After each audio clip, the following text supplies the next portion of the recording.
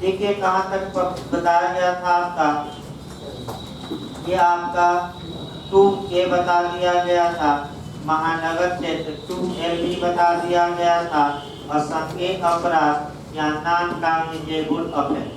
इसके बाद परिभाषा आपका 2N से ये परिभाषा जो भी कारण हो ज्यादा पूछी जा रही है, यानी कि CRPC की धारा जो 2N है, ये परिभाषा जो भी कारण हो आपका ज्यादा पूछी जा रही है और गलती भी ज्यादा हो रही है। देखिए ध्यान से, CRPC की धारा 2N में अपराध को परिभाषित किया गया है, यानी कि ऑफेंस, और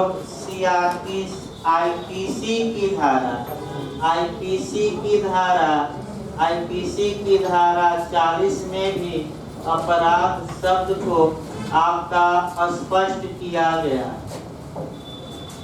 फिर एक बार देखिए, अब देखिए क्वेश्चन आपका अभी परिभाषा से न देखिए, मॉडल पहले देखिए कि कैसे मॉडल आपका बनता है।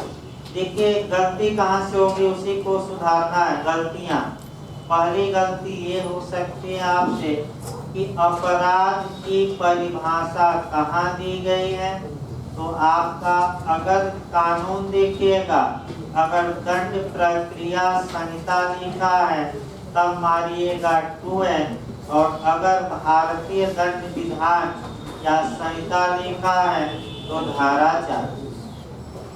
क्योंकि कई बार मैं देख रहा हूँ पहला अक्षर लोग पकड़,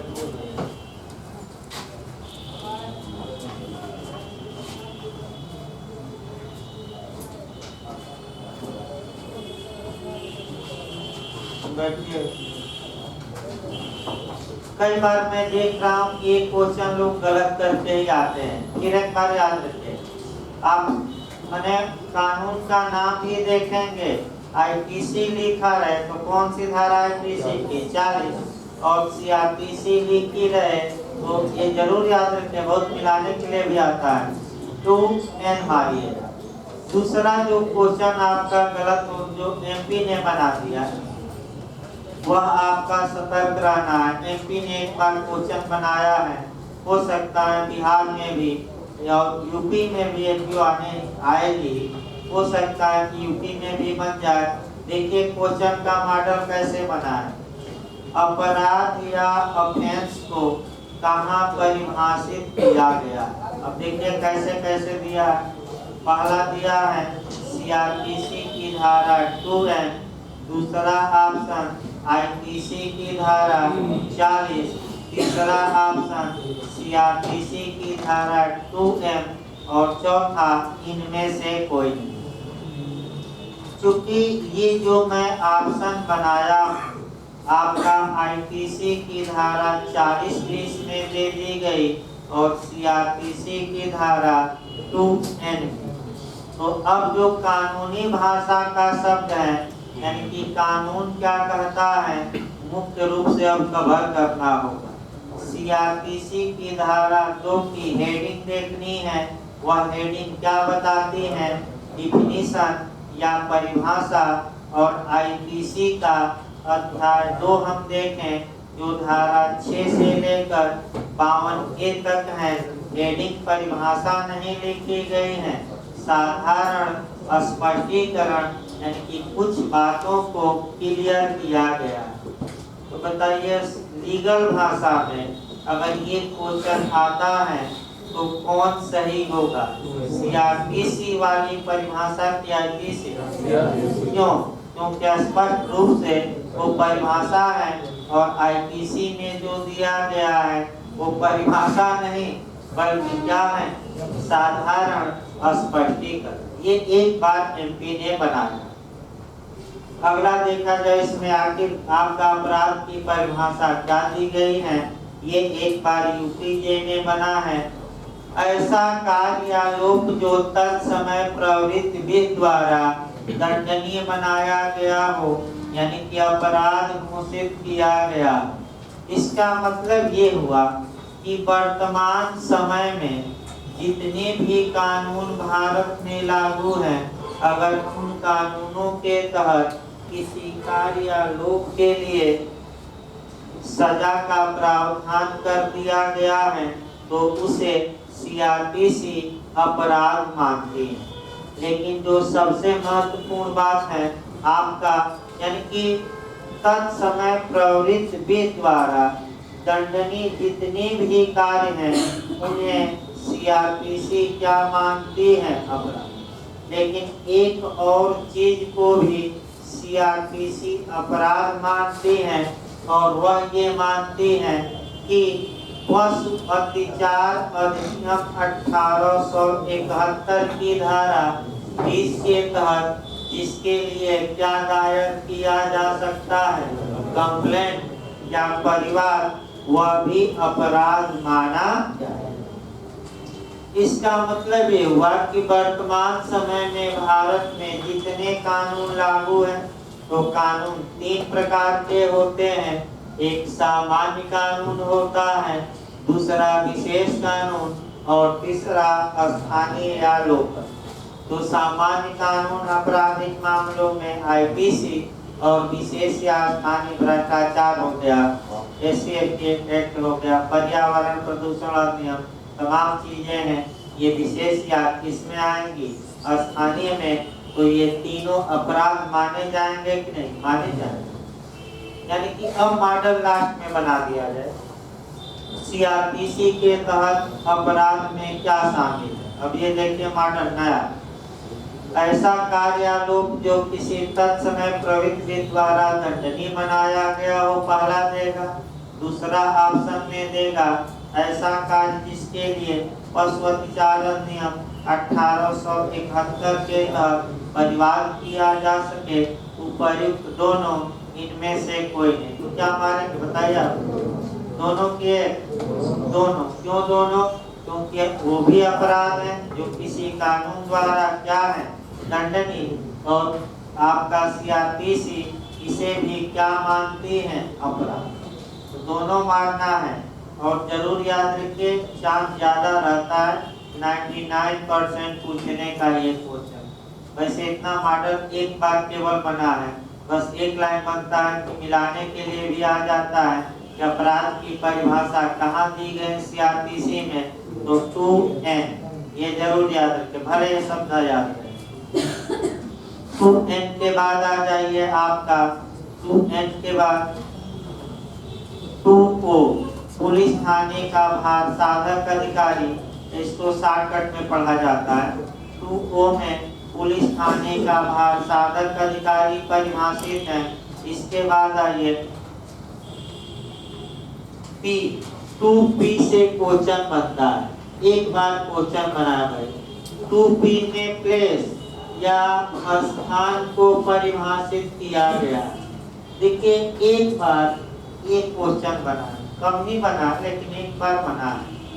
क्वेश्चन का मॉडल ये पूछा, देखिए पढ़ाना भी है, क्वेश्चन का मॉडल भी निकालते रहना है।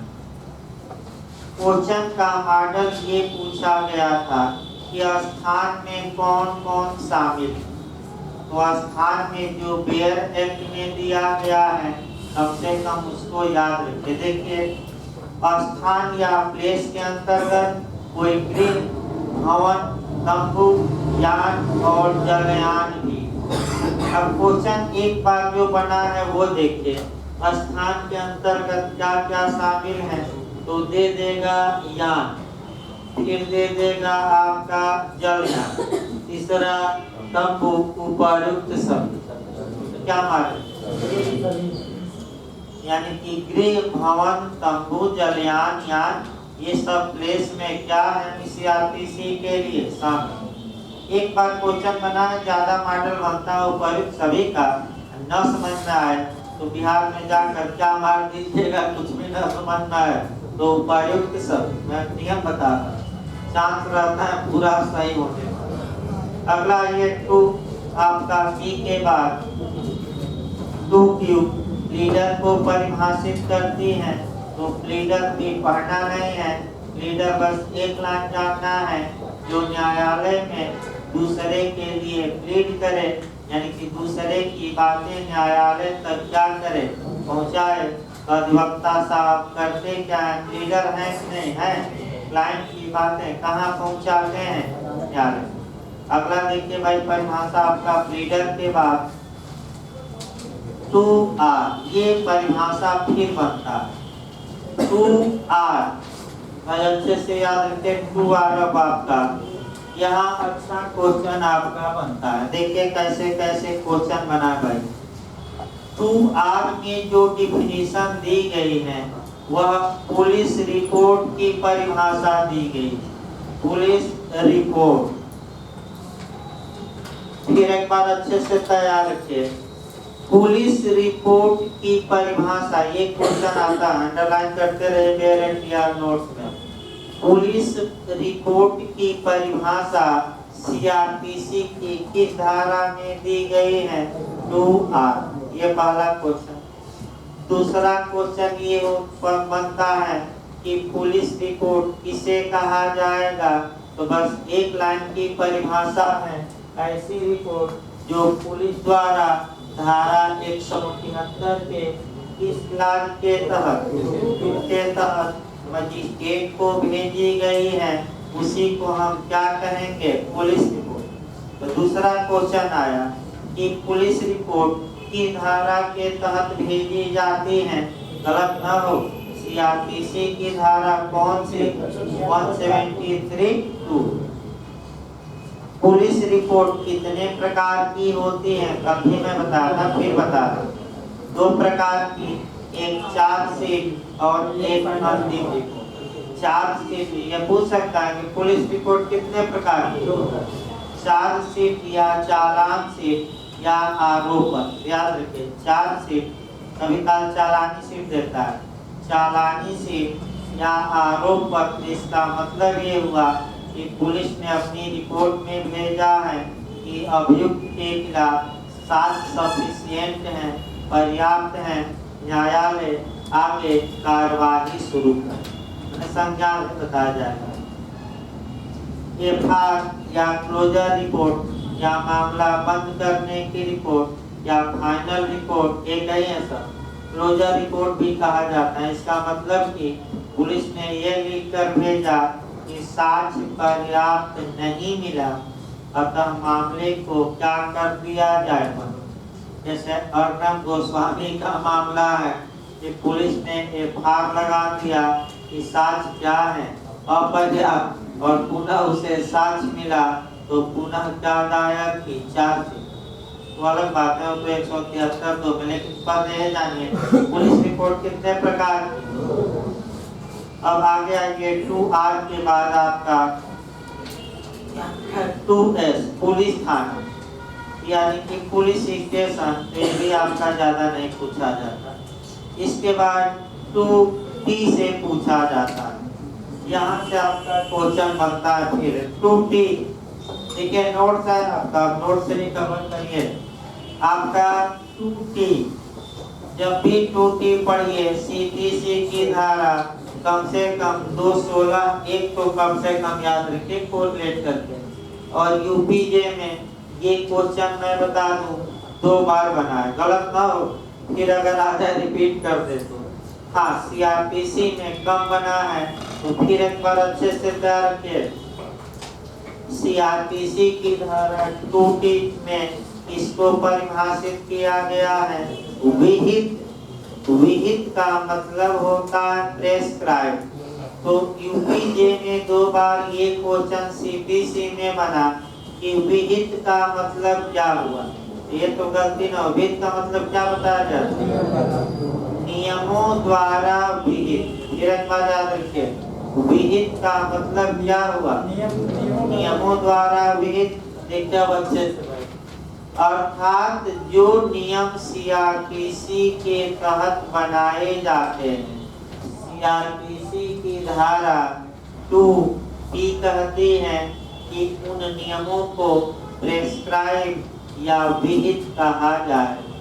एक धारा और जोड़ना है इसमें कि नियम सीआरपीसी के तहत कौन बनाता है, तो उच्च न्यायालय बनाता है।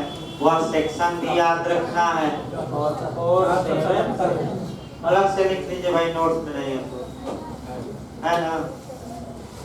अलग से लिखिए, 2T में लिख लीजिए। 2T में विहित शब्द को परिभाषित किया गया, डायरेक्ट में भी लिख सकते हैं, डायरेक्ट भी काम कर जाएगा। नोट भी दिया गया है विहित। तो विहित का मतलब क्या हुआ, एक लाइन जानिए, नियमों द्वारा भी।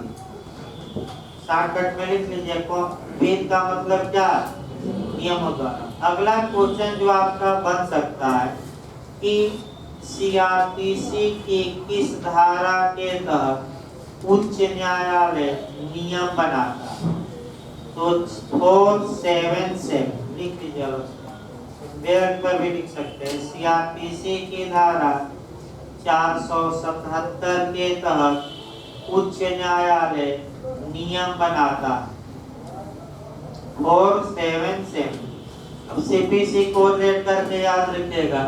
सीपीसी में प्रेस्क्राइब्ड को कहाँ परिभाषित किया गया है, 216।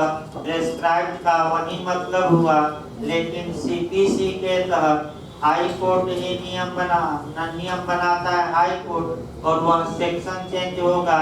सीपीसी की धारा 122 और 100 कोरिलेट करके अलग लिखिए।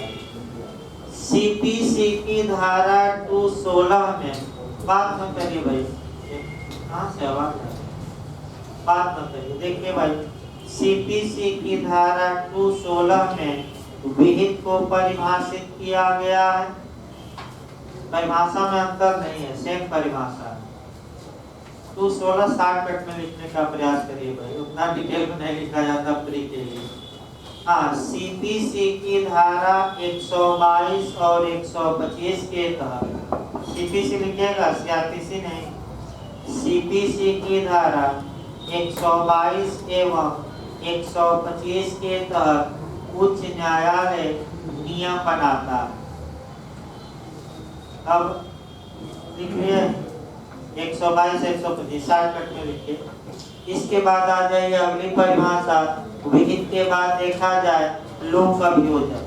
ये पिछली बार यूपीएपीओ 2015 में पूछा गया था, और पब्लिक प्रोसिक्यूटर का मतलब क्या हुआ, इसको तोड़कर पूछा गया था। जैसे बिहार में पूछा गया कि एक प्रश्न दिया और कितने ऑप्शन दे दिया, 4, या ये दे दिया कि कौन सही है कौन गलत।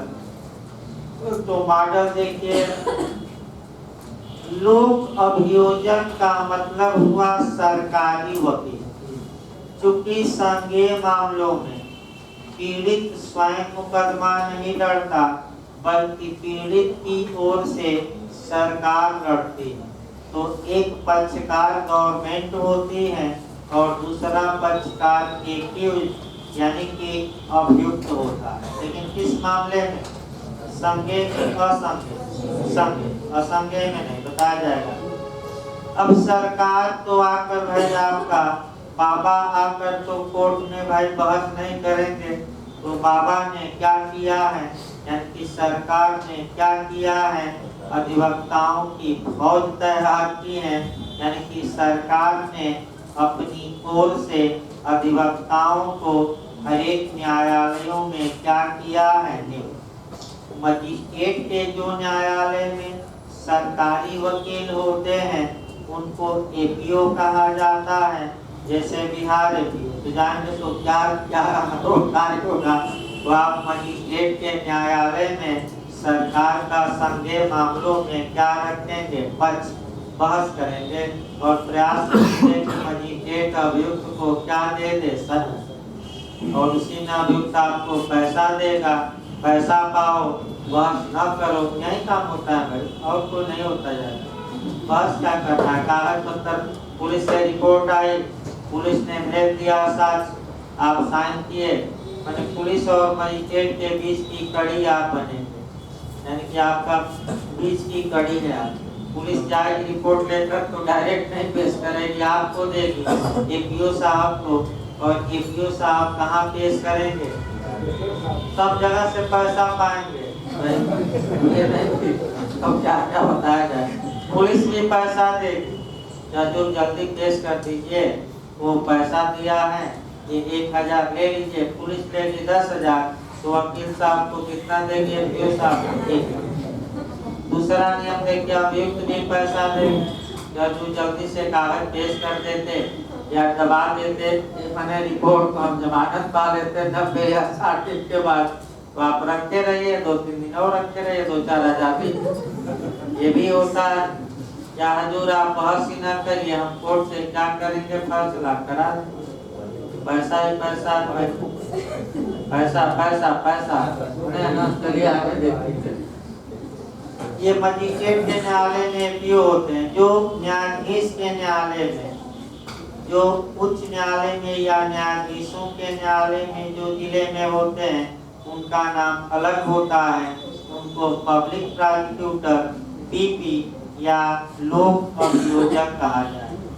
और 3 धाराएं डिटेल में बताना है आपका 24, 25, 25A। आगे अभी कल तक आ जाएगा, इतना स्पीड को बना के दिया जाएगा सीआरपीसी में कि कल तक वे धाराएं भी क्या हो आ ही जाएगी। अभी तो परिभाषा में थोड़ा समय लग रहा है। अगला देखिए, तो लोक अभियोजक कौन माना जाएगा, यानी क्वेश्चन आया था। तो जो व्यक्ति सरकार द्वारा धारा 24 के तहत क्या किया गया है, नियुक्त किया गया, ये तो सभी लोग करने जाते हैं। और ऐसे नियुक्त व्यक्ति के निदेश में कार्य करने वाला व्यक्ति भी लोक अभियोजक माना जाएगा। और लोक अभियोजक की परिभाषा कहाँ दी गई है, तो अब यूपीएससी का मॉडल बनाएंगे, 3 तोड़ लिया गया। फिर से एक बार देखिए, लोक अभियोजक की परिभाषा 2U में दी गई है, ये भी सही। लोक अभियोजक सरकार नियुक्त करती है, ये भी सही है। लोक अभियोजक की नियुक्ति की धारा में 24 में होती है, ये भी सही है। लेकिन एक व्यक्ति और है, और यानी गलती आप करेंगे, इसी को सुधारिए कि जिस व्यक्ति को लोक अभियोजक सरकार ने नियुक्त किया है, अगर वह व्यक्ति किसी अन्य अधिवक्ता को निर्देश देता है, डायरेक्शन देता है, और अन्य अधिवक्ता न्यायालय में बहस करता है सरकार की ओर से, तो भले ही सरकार ने उस अन्य अधिवक्ता को अपॉइंट न किया हो, लेकिन कानूनी तौर पे वह भी लोक अभियोजक माना। यही गलती होगी। एक उदाहरण देखिए, उदाहरण ये देखना है कि एक को सरकार ने लोक अभियोजक अपॉइंट किया और किस धारा के तहत किया, सीआरपीसी के 24। और ए ने क्या काम किया कि एक अधिवक्ता बी को अपनी ओर से निर्देश दिया कि तुम जाकर और हमारा कार्य देखो, और हमारे कार्य में जाकर हमारा कार्य संभाल लो, यानी कि निर्देश दिया भी। अब समस्या ये आई कि एक को तो सरकार ने नियुक्त किया था, लेकिन जो ये आपका भी है, इसे सरकार ने नियुक्त नहीं किया था। तो सरकार ने नियुक्त नहीं किया था, तो ये किसके निर्देश में कार्य कर रहा था, लोक अभियोजक के निर्देश में। तो इसे भी कानून क्या मानता है, लोक अभियोजक। यही गलती होगी, सुधार कर लीजिएगा। फिर मैं बता दूं, इसे भी क्या माना जाएगा, लोक अभियोजक। अगला परिभाषा देखिए, उपखंड। उपखंड पढ़ना नहीं है। अब आइए, समन मामला, वारंट मामला एक साथ पढ़ा जाता है। यहाँ से भी अच्छा क्वेश्चन बनता है। एक क्वेश्चन यहाँ से बनता है, 2W और 2X उल्टा नियम अप्लाई करिएगा। 2W में कौन सा मामला परिभाषित है, समन मामला, समन नहीं, समन मामला। और 2X में कौन सा मामला, वारंट मामला। अब देखिए क्वेश्चन कैसे घुमाता है। एक ही साथ पढ़ाया जाएगा दोनों, तब और परिभाषाएं, 1-2 परिभाषाएं और बचेंगे। क्वेश्चन देखिए, समन मिलाने के लिए आता है भाई, उल्टा चलिएगा। समन मामला किसमें परिभाषित है, 2W। वारंट मामला किसमें परिभाषित है, 2X। पहला तो ये याद रखना है। इसके बाद आपका पूछा जा सकता है समन को किस धारा में परिभाषित किया गया है, तो समन शब्द को परिभाषित नहीं किया गया है। वारंट शब्द को भी सीआरपीसी में परिभाषित नहीं किया गया है। ये दिमाग में बैठा लीजिए। यूपीएससी ऐसा भी क्वेश्चन बना रहा है कि किस वर्ड को डिफाइन नहीं किया गया है, तो समन को नहीं किया गया, किसको किया गया है? समन मैटर और वारंट मैटर। अब समन मामला क्या होता है? बेयर एक्ट की भाषा देखिए, समन मामला से ऐसा मामला विपरीत है जो किसी अपराध से संबंधित हो और जो वारंट मामला नहीं। अच्छे से समझिए, इसका मतलब ये हुआ, ध्यान समझिएगा, कि ऐसा मामला जो किसी किससे रिलेटेड हो, अपराध से, और जो क्या न हो, वारंट मामला न। अब देखिए क्वेश्चन का मॉडल 3 चलाइए। समन मामले की परिभाषा सकारात्मक दी गई है कि नकारात्मक? सकारात्मक हो गया कि नकारात्मक? नकारात्मक पहला क्वेश्चन। दूसरा, समन मामला कौन होगा? तो आप ऑप्शन में पहली वरीयता किसको देंगे? दंड को नहीं। पहली वरीयता खोजिएगा जो वारंट मामला, या पूरा वाक्य देगा तो जो अपराध से संबंधित हो और वारंट मामला। फिर मैं बता दूं, यही लोग गलत करके आए हैं यूपी और एपीओ। फिर एक बार इसको समझिए, गलती ज्यादा लोग करते हैं। जब भी समन मामला पूछे कौन होगा और 4 आपको ऑप्शन दिखाई, तो पहला ऑप्शन उसमें दंड की मात्रा पर न खोजिए। पहला ऑप्शन आपको खोजना है जो वारंट मामला। यदि ये ऑप्शन में मौजूद न रहे तब मैं अलग नियम बताऊंगा, लेकिन पहला आपको क्या खोजना है? जो वारंट मामला न हो। ये क्वेश्चन जो भी कारण हो, कई लोग गलत करके भी आते हैं। इसका मतलब ये हुआ कि जब तक हम वारंट मामला नहीं जान लेते, समन मामला नहीं निकल पाएगा, क्योंकि समन मामला वह है जो क्या न हो, वारंट मामला। इसका मतलब कि जो वारंट मामले में सेट नहीं होंगे वे सारे मामले क्या कहे जाएंगे? समन। जो वारंट मामलों में सेट नहीं होंगे वे सारे मामले क्या कहे जाएंगे? समन। अब वारंट मामला देखिए और यहीं से आपका क्वेश्चन निकालना है। वारंट मामले की परिभाषा 2x में दी गई है। देखिए परिभाषा एकदम हूबहू शब्द उतार कर देखा है, 4 ऑप्शन, और एक पॉइंट पर आपको क्लियर करना है क्वेश्चन। देखिए भाई,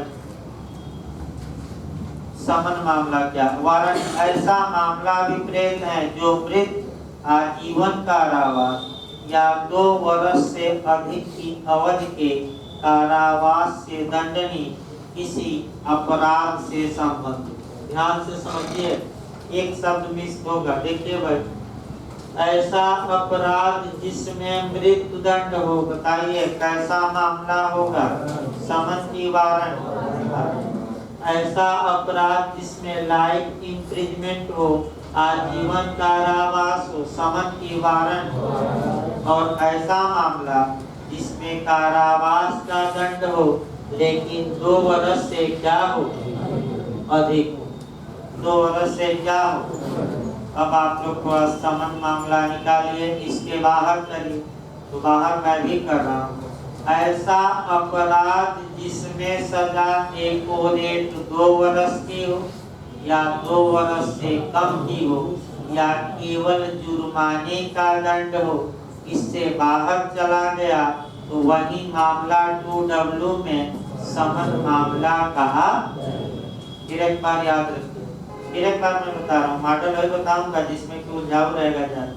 फिर एक बार देखिए, अगर समन मामला होता है तो पहली वरीयता बेयरक की जो वारंट मामला। दूसरा, अगर ये शब्द न लिखा है तब दंड को देखिएगा, और दंड आपको ये देखना है कि ऐसा अपराध जिसमें दंड एकोरेट 2 वर्ष या 2 वर्ष से कम या केवल जुर्माना हो तो वह मामला समन मामला माना जाए। ये 2 वर्ष वाला सबसे खतरनाक है, यानी कि 2 वर्ष का दंड है तब भी समन, और 2 वर्ष से कम का है तब भी समन। जैसे 2 वर्ष से दंड क्या हुआ ऊपर, तो कौन सा मामला? देखिए मॉडल कैसे बनता है भाई।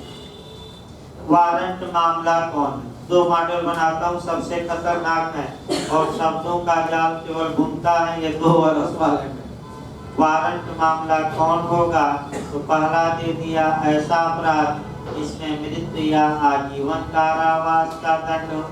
दूसरा ऑप्शन देगा ऐसा अपराध जिसमें मृत्यु आजीवन कारावास या 2 वर्ष या 2 वर्ष से अधिक का दंड हो। तीसरा ऑप्शन देगा ऐसा मामला जिसमें मृत्यु आजीवन कारावास या 2 वर्ष से अधिक के कारावास का दंड हो, और इनमें से कोई। तो बताइए कौन सही है? दूसरा नहीं भाई, दूसरा यही तो मैं बता रहा हूँ। फिर एक बार देखते हैं। दूसरा का मतलब ये हुआ कि हमने दूसरे पॉइंट में एकोरेट 2 वर्ष के दंड को भी वारंट मामले में क्या किया था, समान। और जबकि 2 वर्ष का एकोरेट दंड हो तो वह वारंट मामला नहीं होता, कैसा मामला होगा? तो पॉइंट यही गलत होता है, ज्यादा सतर्क रहिएगा। ये 2 वर्ष से ऊपर देखिएगा सब, तो पहली गलती यहाँ होती है। अब लोग तेजी से क्या देखते हैं, 2 वर्ष या 2 वर्ष से ऊपर, ये नहीं, 2 वर्ष नहीं देखना है, 2 वर्ष से क्या। दूसरा मॉडल देखिए, कौन समन मामला माना जाएगा? अब वो डायरेक्ट से नहीं, दूसरे मॉडल से जो पूछा जा रहा है। ऐसा अपराध जिसमें दंड मृत्यु दंड के सिवाय दंड हो, यानी ऐसा अपराध जिसमें मृत्यु दंड के सिवाय कोई दंड हो, सिवाय मैंने इसको छोड़कर।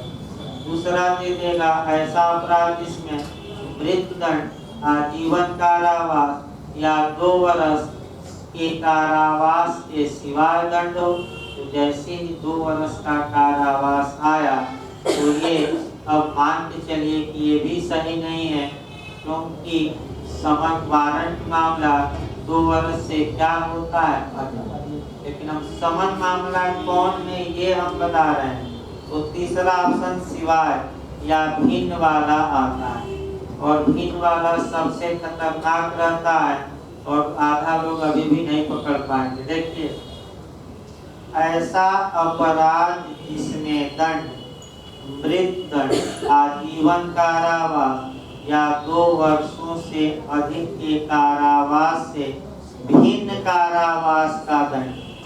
तो भिन्न का मतलब आगे वाला क्या करिए, हटाइए। तो भिन्न का मतलब जो बच कितना गया, 2 साल या 2 साल से कम या जुर्माना, तो ये समन मामला हो। तो भाई देखिए, घर पर एक बार मैंने पढ़ना पड़ेगा आपको, ना तो बताइएगा। इस प्रकार आगे देखा जाए 2WA। 2WA देखिए, 2WA में आपका पीड़ित या विक्टिम को पूछा जा रहा है। बहुत पूछा जाता है। देखिए आपका, देखिए उत्तराखंड झारखंड कैसे बनाया, कैसे आपका बिहार बनाया, उसको आसान भाषा में भी लिखिए भाई। विक्टिम, इंग्लिश वर्जन विक्टिम देखिएगा।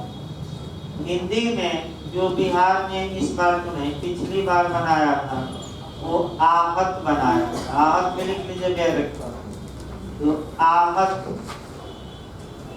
आहत बनाया था भाई। और पीड़ित जो उत्तराखंड ने बनाया, देखिए कितना मैंने हल्का सा चेंज किया था। निम्नलिखित में से कौन सुमेलित नहीं, और जो पीड़ित दिया था उसमें ये 2W तो दिया था, लेकिन एक क्या छोड़ दिया था, ए। तो भाई पीड़ित की परिभाषा 2W में दी गई है कि 2W है, और यही ऑप्शन सुमेलित नहीं था। लेकिन लोग क्या किए हैं, बस देखिए प्रश्न करते समय दिमाग स्थिर रख के करना पड़ता है। देखिए कितना मैं छोटी बातें बता रहा हूँ और यही कंपटीशन में आपको अन्य लोगों से क्या करेगी भाई, आगे बढ़ाएगी। और कोई उपाय नहीं है कंपटीशन का। तमाम लोग दूसरे कोचिंग में रो रहे हैं, फोन भी करते हैं। जब ये हो गए तो 135 बिहार में रह गए, 140 रह गए, क्या किया जाए।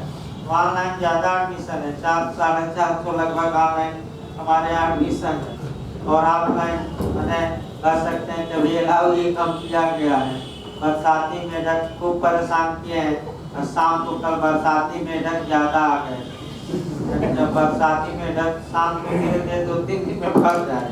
अगर अलाउ कर दिया जाए तो बस ये भाई काम चलता रहे, पढ़ते रहे, घर पर भी कुछ लोग बैठकर ऑनलाइन।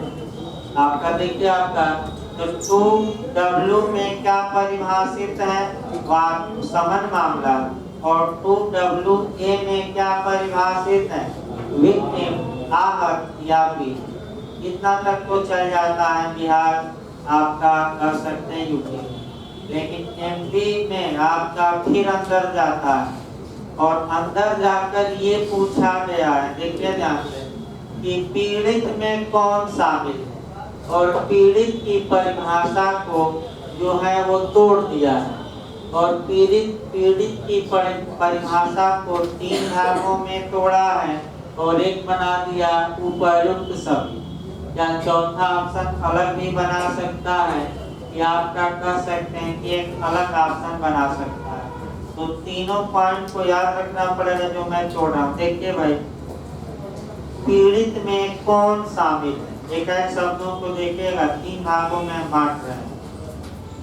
देखिए पीड़ित का तात्पर्य ऐसे व्यक्ति से है जो ऐसे किसी कृत्य या लोभ के कारण कारित हानि या क्षति से पीड़ित हुआ हो, जिसके लिए अभियुक्त व्यक्ति को आरोपित किया गया। इसका मतलब ये हुआ, एक लाइन में, कि जो जिसे क्या पहुंची है अपराध से, अभियुक्त के कार्य से क्षति, यानी कि जिस व्यक्ति को स्वयं क्षति पहुंची है, नुकसान हुआ है, क्या वह पीड़ित माना जाएगा? नहीं माना जाएगा। लेकिन इतना तक ही नहीं, आपका जो लोग नहीं पढ़ते हैं बस क्षति मार कर आ जाते हैं, लेकिन और भी बेहद चीज है, उसको भी पढ़ना है। देखिए, और पद पीड़ित में उसका या उसकी संरक्षक या विधिक वारिस भी शामिल है। यानी कि इसका मतलब ये हुआ कि जिस व्यक्ति को क्षति हुई है उसका गार्जियन यानी कि संरक्षक भी आहत या पीड़ित माना जाएगा, और उसका या विधिक वारिस यानी कि विधिक उत्तराधिकारी। विधिक वारिस माने क्या?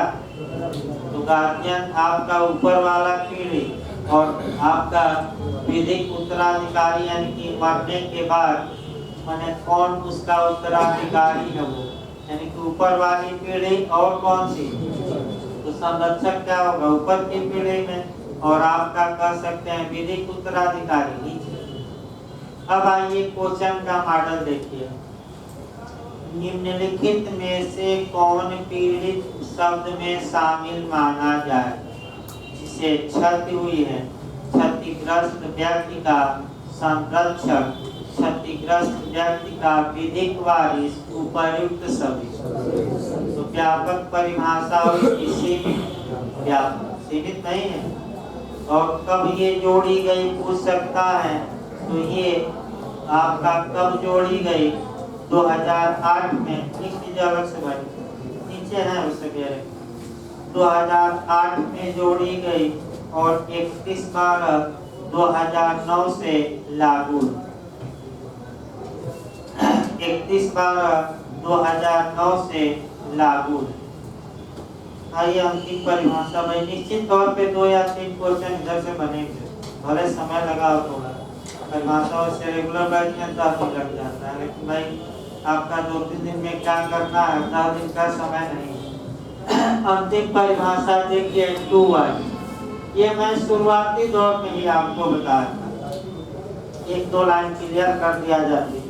सामान्यतः एक कानून में दी गई परिभाषा दूसरे कानून में अप्लाई नहीं होती जब तक कि स्पष्ट रूप से इस बात का उल्लेख न किया गया।